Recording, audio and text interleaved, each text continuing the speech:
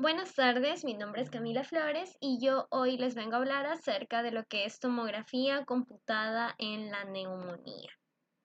En primer lugar, es importante resaltar qué es la neumonía. En todo caso, es una lesión inflamatoria pulmonar en respuesta a la llegada de microorganismos a la vía aérea distal y al parénquima. Aunque el concepto es histológico y microbiológico, en la práctica el diagnóstico descansa en la presentación clínica y en la demostración de un infiltrado radiológico. Sin embargo, muchas veces ocurre que estamos frente a resultados no concluyentes. Por ende, se opta por una tomografía computarizada para esclarecer el diagnóstico. Ahora, la pregunta que surge es, ¿cuándo sé que necesito una tomografía computarizada? La respuesta es que existen ciertas indicaciones. ¿Cuáles son estas? Una de ellas es cuando la radiografía de tórax no es concluyente. También cuando estamos frente a un caso de neumonía recurrente. Cuando existe una pobre respuesta al tratamiento y cuando hay una sospecha de alguna complicación. Entonces, para interpretar la TAC de una neumonía, nos debemos enfocar en esta estructura que tenemos aquí, que es el lobulillo pulmonar secundario, el cual es la unidad anatómica básica de la estructura y función pulmonar, que suele estar conformada por 5 a 15 acinos pulmonares, que son estas estructuras naranjas. La presencia de un bronquiolo terminal, también de la arteriola pulmonar centrolobulillar, las venas pulmonares y también de los vasos linfáticos perilobulillares, que se llaman así porque van recorriendo todo lo que es el borde del lobulillo pulmonar. Es importante resaltar que normalmente en un paciente sano esta unidad no debería observarse en la TAC. Sin embargo, aquí les tengo lo que sería como un esquema de cómo se debería ver el ovulillo en el caso de una patología, hablando de, en este caso, la neumonía. Una vez explicada la anatomía de este lobulillo pulmonar, ahora sí podremos comprender un poco mejor estos diferentes patrones topográficos que se presentan en una neumonía. ¿Cuáles van a ser? Tenemos aquí esquematizado tres de ellos. Uno de ellos que es la opacidad en vidrio deslustrado, que está esquematizado aquí. El otro que es el patrón en empedrado, que no se encuentra aquí, pero generalmente se lo suele ver como en forma de un adoquín. El otro que es el patrón intersticial de consolidación, que está esquematizado acá. Empezaremos con el patrón de opacidad en vidrio deslustrado. ¿A qué se, o sea, por qué se presentará este patrón? Generalmente se da por un llenado parcial de los sacos alveolares por líquido, células u otro material. ¿Cómo se lo observará en una tomografía? Realmente se da un tenue aumento de la densidad del pulmón con una conservación de los contornos bronquiales y sin oscurecimiento de los vasos subyacentes.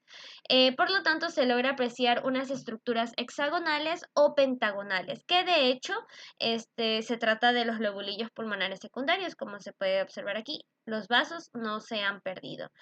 Em, Ahora, ¿en qué tipo de neumonías se suele presentar este patrón? Uno de ellos suele ser la neumonía intersticial no específica, en una neumonía por el Pneumocystis jirovesi, en una neumonía viral y en una neumonía descamativa intersticial.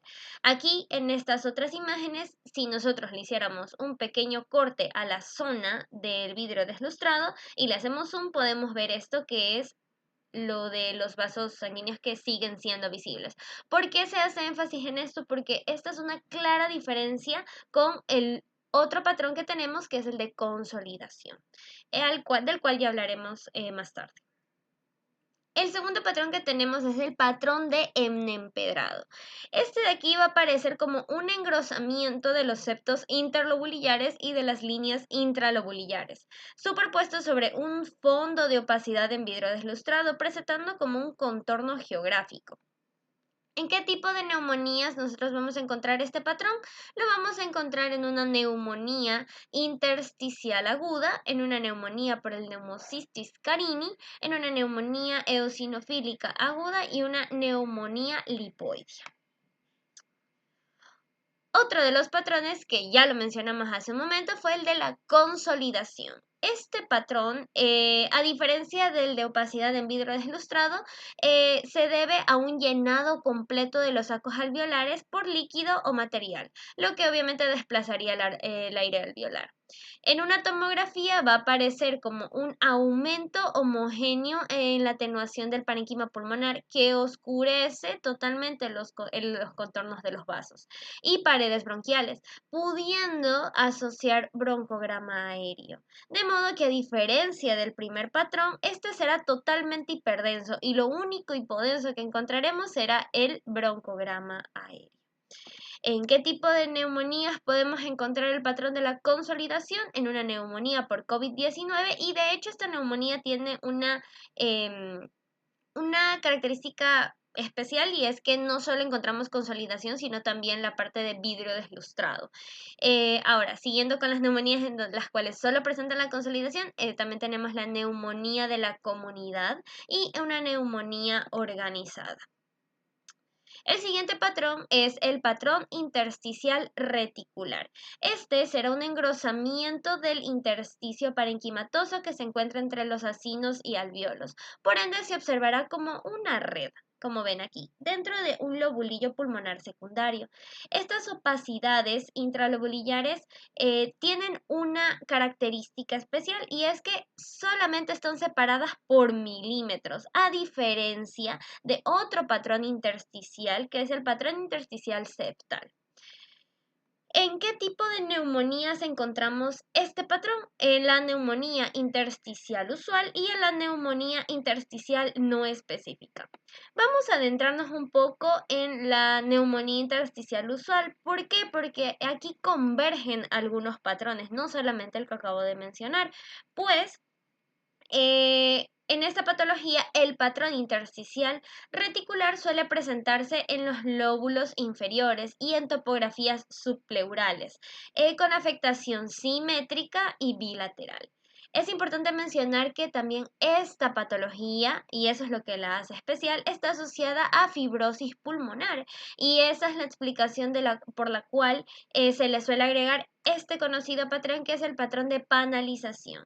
¿En qué se basa este patrón de panalización? Hay una destrucción y fibrosis pulmonar con unos quistes de pared fibrosa, llevando a una pérdida total de la arquitectura acinar. Estos van a ser los quistes de pared fibrosa.